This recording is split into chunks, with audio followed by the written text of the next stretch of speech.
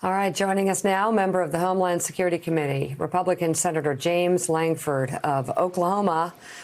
Senator, thank you very much for being on the show this morning. What are your thoughts on the president holding a rally in your state? Do you think that's safe? President's always welcome to be able to come to Oklahoma. Same thing with any president is always welcome to be able to come to Oklahoma. I'm fully aware that a lot of the nation's looking at Oklahoma right now and saying, I can't believe that they're holding a political rally. Our restaurants have been open. Our retail has been open for 7 weeks now. We're way ahead of a lot of the other areas of the country. We've seen an increase in numbers over the last 5 days or so. We think that was expected. I don't say we think it was expected. It was expected as we reopen retail, as we reopen restaurants. Protests obviously have been around my state as well. And so that re-engagement, we've seen an uptick, but we've not seen an uptick in hospitalizations, in deaths.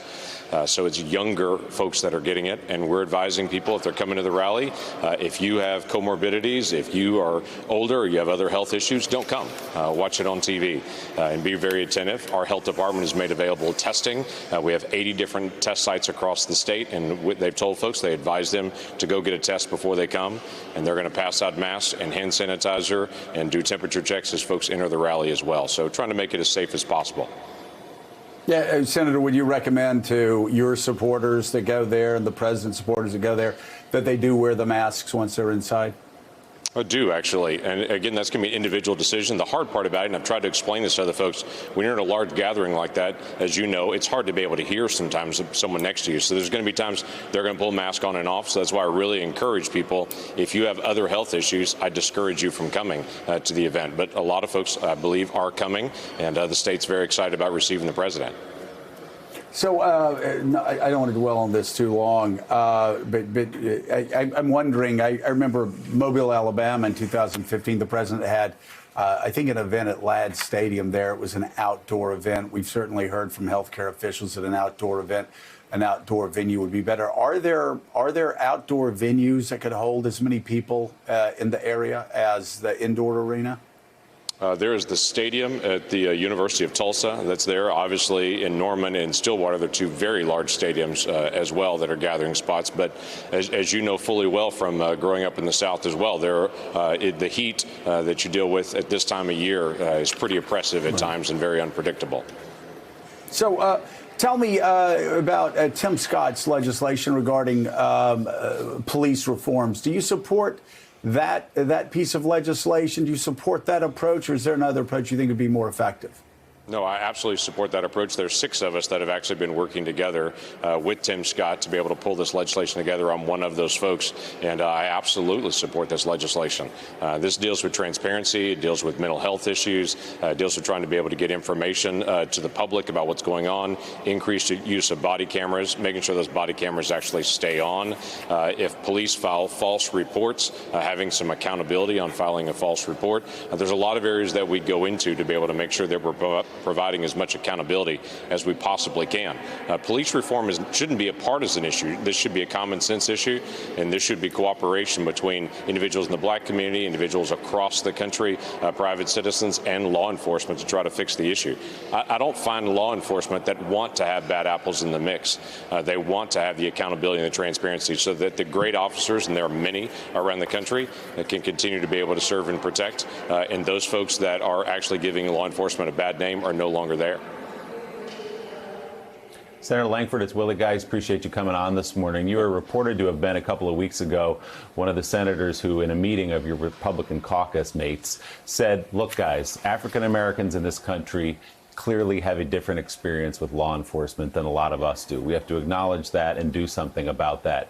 Do you feel like the rest of the Republicans in that room understand that distinction? Obviously, Tim Scott is the lone African-American member of your caucus. He's leading the legislation on this from your side. Do you believe Republicans understand, number one, and believe, number two, that African-Americans have a different experience with law enforcement than do white Americans? So let me say a couple of things on this, Willie. One is, yes, I do believe that African Americans have a different experience with law enforcement than a lot of other Americans do. You can talk about that being a systemic issue. You can talk about all kinds of different issues with that. You can talk about communities where there's crime or whatever it may be.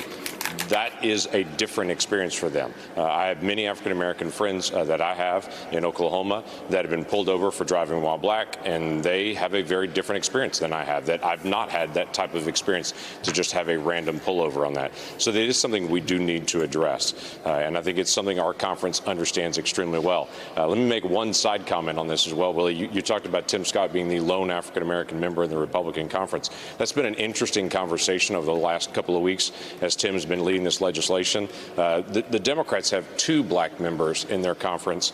Republicans have 1 black member, but that always seems to come up that Republicans have 1, and Tim's been called a token. He's been called all kinds of things, and I just push back on my friend and to say, hey, I think we need to be able to just identify that. No, I understand, not by you, but I'm just saying I've heard it enough of late that it gets frustrating to me on that. Well, and Tim has spoken out time and again when he felt it was necessary to speak out on issues of race, and if he thought that the Republican Party had a blind spot there. Hey, Senator, let me ask you, while we're talking about Tim, while we're talking about policing, you also made a comment about Confederate generals having bases named after them. You know, I grew up in the Deep South and was talking last week about the fact I just had a blind spot about the Confederate flag. I had a blind spot growing up about Confederate generals.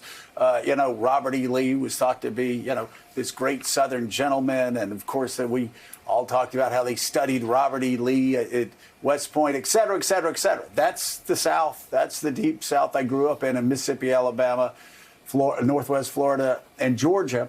But you've come out and you've said that Confederate bases shouldn't be named after Confederate generals. Do you support what the military's talking about doing and removing those names? Yeah, I think we should do a study to be able to look at the names all over the country, to evaluate the history of that name, and if they're a good role model. I'm not one to try to wipe away all history of every place, every monument, every location. We have good parts of our history. We have great parts of our history. We have very dark and ugly parts of our history. I don't think we can just wipe that away and ignore that all those things occurred. And I think it is important to have good reminders around our nation of dark seasons in our past so that we will remember what we've come from. But I treat that differently in things like schools and military bases. When you name a school, that's a role model for those kids that are growing up of who the school is named after. The same with a military base. You want those soldiers, sailors, and Marines to learn and to study and to grow in their skills, and also learn about this great leader from the past, this great military leader. And if that person was a Confederate general or was not a successful general in many ways or a leader, then that sets an example for them. And so I want people to be able to think seriously about the role model that we're setting in front of people. All right, Senator James Lankford, thank you so much for coming on the show this morning. And just ahead, former Defense Secretary Bob Gates will be our guest. The next hour of Morning Joe starts right now. Thanks for checking out MSNBC on YouTube, and make sure you subscribe to stay up to date on the day's biggest stories. And you can click on any of the videos around us to watch more from Morning Joe and MSNBC. Thanks so much for watching.